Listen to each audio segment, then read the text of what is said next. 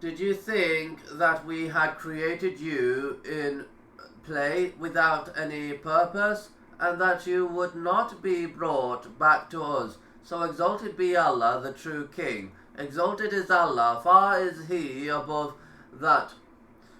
So Allah the Mighty and Sublime shall raise mankind and separate between the believers and the kuffar, and reward the believer for his belief and the kafir for his disbelief.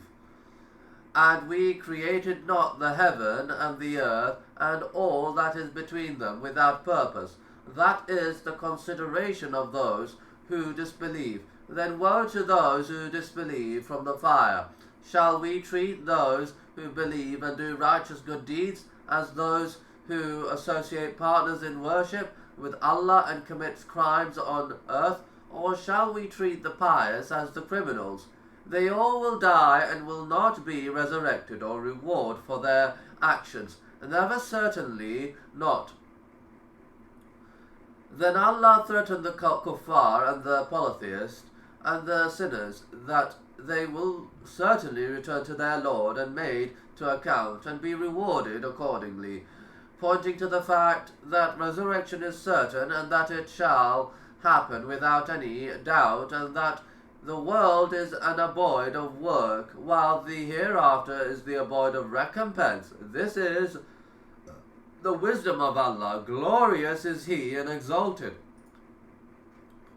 This evinces the fact that there is another abode where the pious will be rewarded for his piety and the evil for his evil. In this world there may not be difference between both in terms of worldly benefits, but there shall be difference in the hereafter. He, the Exalted, says, and on the day when the hour will be established, that day shall all men be separated. The believers will be separated from the disbelievers. Then as for those who believed in the oneness of Allah, Islamic monotheism, and did righteous good deeds, such shall be honoured and made to enjoy luxurious life forever in a garden of delight, paradise. And as for those who disbelieved and belied our signs and the meetings of the hereafter, such shall be brought forth to the torment and the hellfire. And he said, a party will be in paradise and a party in the blazing fire, hell. They will be separated on the day of resurrection, but in the world they are the same. They are all live, and perhaps the kafir may even be in a better condition, that the Muslim from the angels and riches, wealth and health, from the angels of riches, wealth and health, even though he is a kafir and the believer is tried. He goes hungry, sick, and he contends with many harmful things and dies in the condition, because Allah has preserved the rewards for him in the hereafter.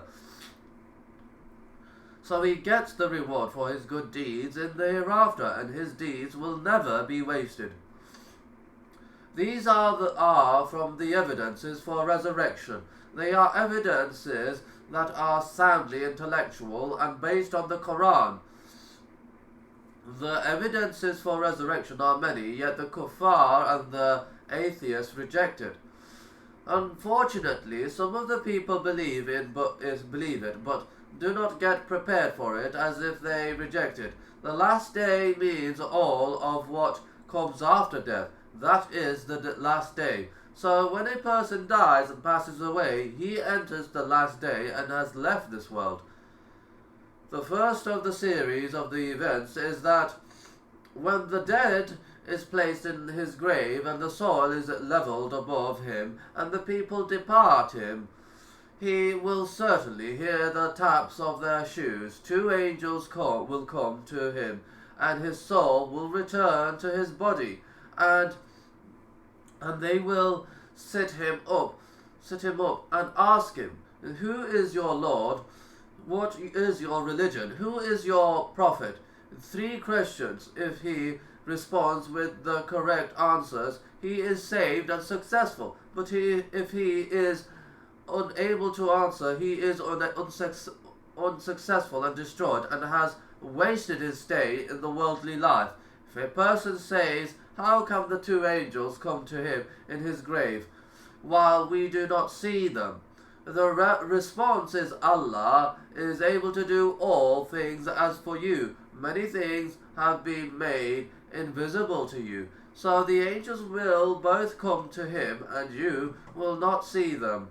Do you see your soul entering your body? Do you see all things? There are any things you do not see, and they exist. Do you see the intellect which distinguishes you from another? It is not everything that you do not see that does not exist. This, denying the question by the angels because man does not see it, is the position of the materialists and the naturalists. As for the people of Iman, their belief broadens to accept everything that is authentically reported, and they will not delve into the matters with their intellects alone. So the two angels will approach him, sit him up, and ask him questions. Who is your Lord, and who is your Prophet, and what is your religion? So the believer says, my Lord is Allah, and my religion is Islam, and my Prophet is Muhammad. And a caller will call out, my servant has said the truth, so grant him an extension from the paradise, and widen his grave to the extent of his vision, and open a door for him to the paradise. Thus its gentle wind comes to him, and its fragrance, and he sees his place in the paradise, and says, O Lord, establish the hour so that I return to my family and wealth. And as such, his grave becomes one of the gardens of the paradise, even when we do not see it. Allah may cause some to see it, but this is not a must. As for the hypocrite and the one in doubt, who lived doubting Iman in this world and dies upon it, when they ask him, saying, who is your Lord?